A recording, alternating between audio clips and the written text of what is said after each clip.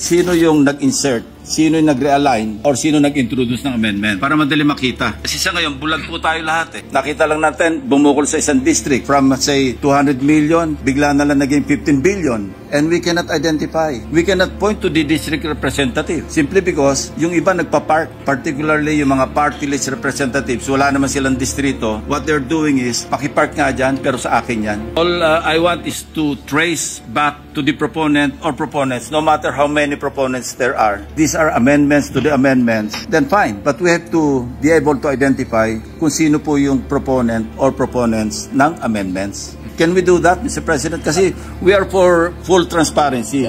The best or the most genuine transparency is full transparency. Kasi kung hindi rin full transparency, parang ayoko sabihin ng lolokohan, ano? Pero kasi nandoon po yung taguan eh. Pagka hindi ma-identify, back to the proponent or proponents of the amendment or amendments, kanya-kanya tayo singitan na naman dyan, Mr. President. That's my concern, Mr. President. Yeah, If we want to be transparent, let's be fully transparent. Yan po ang tama. Ipakita kung sino ang nag-a-amend sa dati ng na-amend na budget proposals para kita kung sino ang nagtangkang magdagdag. Ang galing mo talaga, Sen. Lacson, di sayang ang pagboto ng taong bayan sa inyo, makatao. Tama ka dyan, Senator Ping. Be transparent to all government projects. Salute to Senator Ping Lacson, ang galing niyo po. Salute, Senator Lacson. Yung iba dyan, mahirap maging transparent kung may tinatago.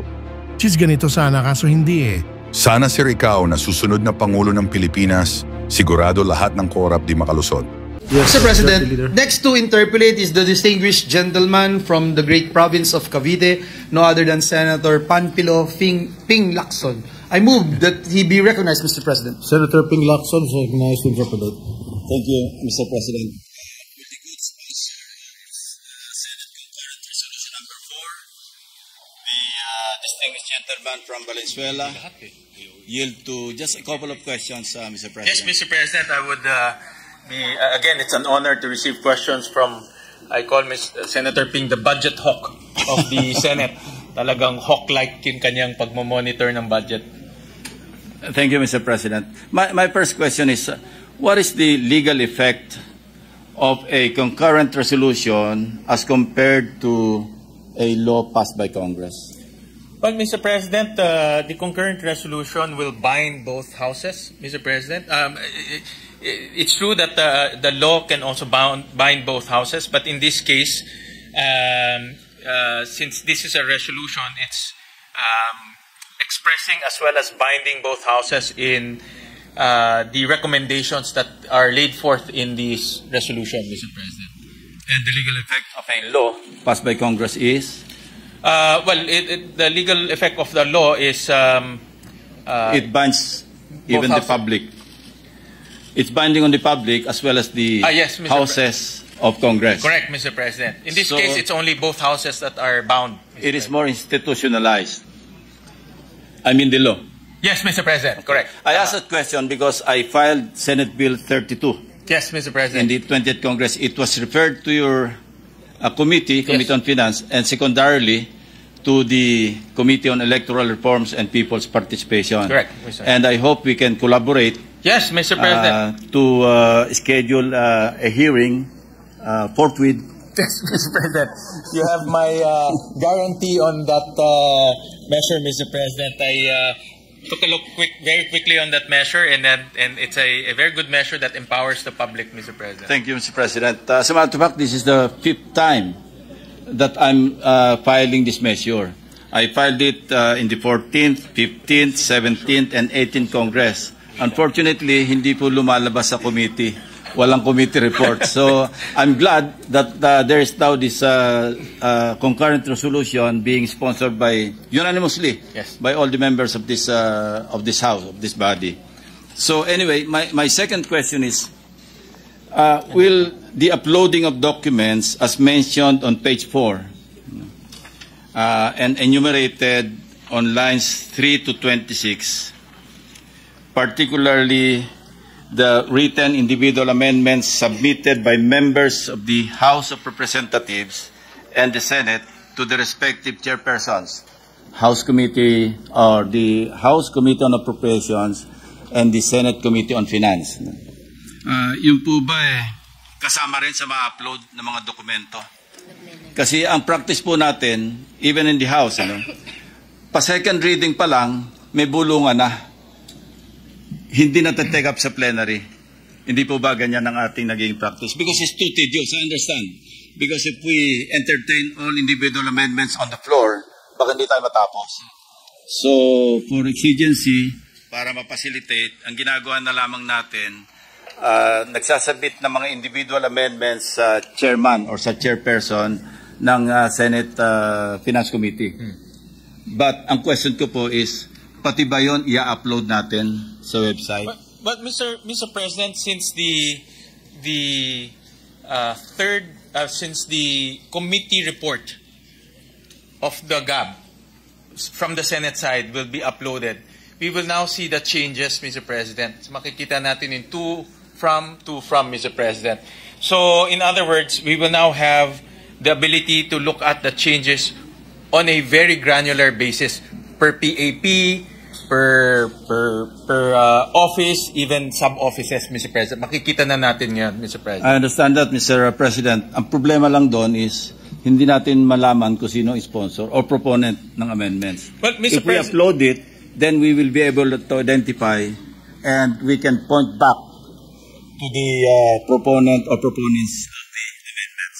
That's my concern. That's why I ask if written submissions of amendments will also be uploaded, so we can identify from both houses, the House and the Senate, sino yung nag-insert, sino yung nag-realign ng or sino nag-introduce ng amendment para madali makita. Kasi sa ngayon bulag po tayo lahat eh.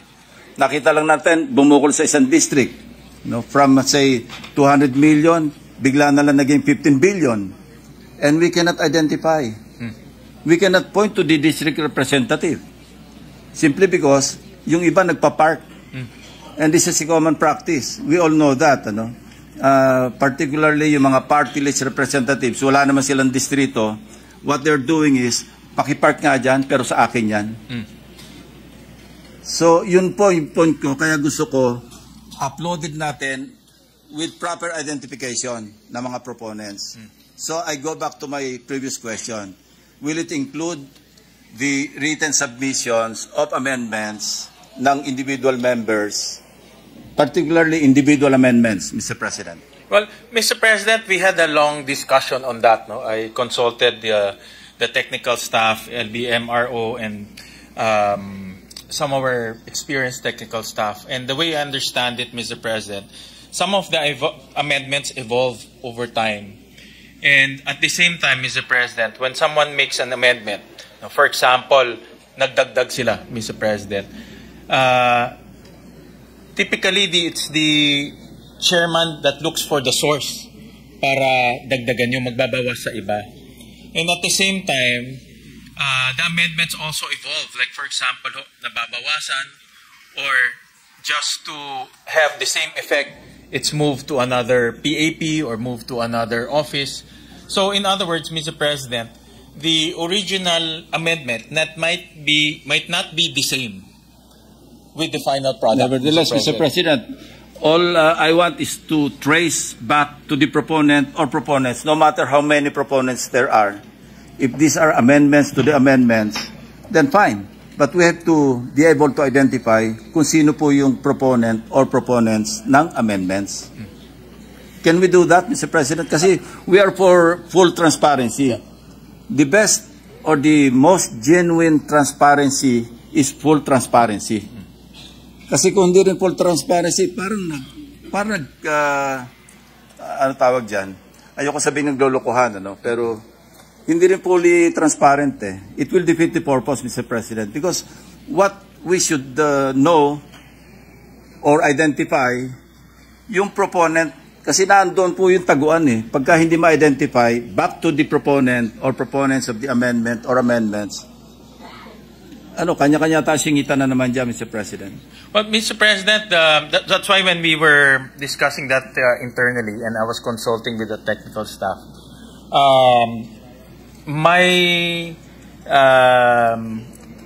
because of that complication, my alternative is to make sure that the third reading, the committee report, Mr. President. Surprisingly, to be honest, for mga ordinary bills, diba, Mr. President, yung mga committee report, ina-upload natin. The third reading version, ina-upload natin. But surprisingly, in the budget, we don't upload the third reading report as well as the committee report. So there's no way to track the changes. So, in other words, Mr. President, when we were analyzing the situation, just to avoid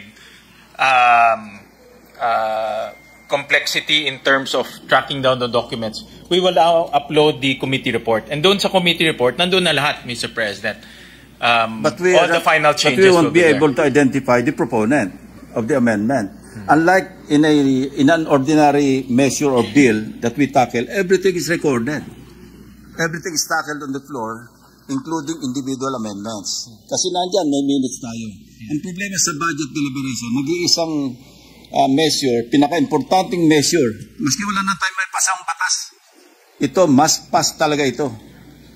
Ang problema, hindi nga transparent. Kaya na-embolden yung mga ibang, mga ibang congressmen or even senators na magsingit ng kung ano. Anyway, hindi naman matres sa akin yan eh. That's my concern, Mr. President. Yeah, I get if we want to be transparent, let's be fully transparent. I get the I acknowledge that Senator Ping has been tracking down the budget. Ang hirap po maghanap pagka nagre-review, pagka by budget deliberation.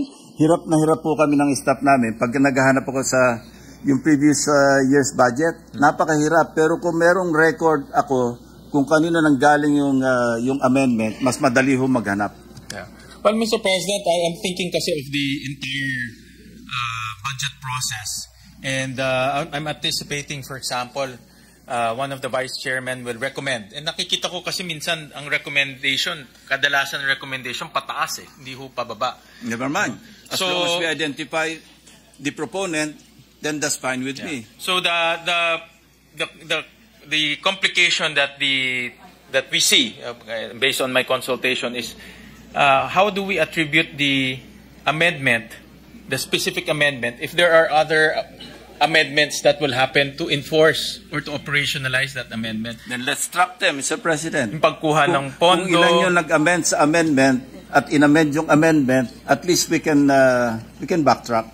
I get the point, Mr. President. It's just It's not really difficult, Mr. President. If we want to do it, it's not really difficult. Because if we upload all the amendments, even amendments to the amendments to the amendments, hindi mahirap i-upload yun, Mr. President. Yeah, especially written amendments, hindi yung amendments on the floor. I get the point of... Thank you. It's good. Thank you, Mr. President. It's just when we were discussing it, actually we talked about that, to be honest about it, Mr. President. It's just how Tutulong pa ako, Mr. President. Paano natin gagawin? How you track down the amendments? Kasi minsan isang amendment ko may dalawang modification, tatlong modification. That's the complication that I see, Mr. President. At least we can backtrack and identify kung sino nag-modify. Sabi ko nga, amendment to the amendments, and that's allowed.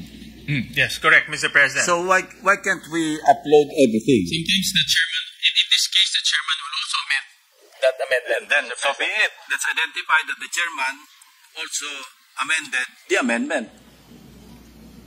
Well, take note of the proposal. We'll study, Mr. President. It's just how to operationalize it. That's yun ang naging So it seems that it is not acceptable because sa period of individual amendments, mukhang isa yan sa mga i-introduce ka amendment. Kung ngayon pa lang rejected na, baka hindi ko naman, Mr. President. It's just how I'm thinking ahead how to operationalize that, Mr. President. Let's work on it, Mr. President. Yes, Mr. President. I'll be more than happy to work with His Honor, Mr. President. Yeah. Thank you. Thank you, Mr. President. The gentleman from San Juan and Zambales. Thank you, Senator Lacson. Ngayon, ikaw, bilang Pilipino, ano ang masasabi mo at reaksyon sa balitang ito? Mag-iwan ka ng komento sa ibaba at atin pong babasahin isa-isa.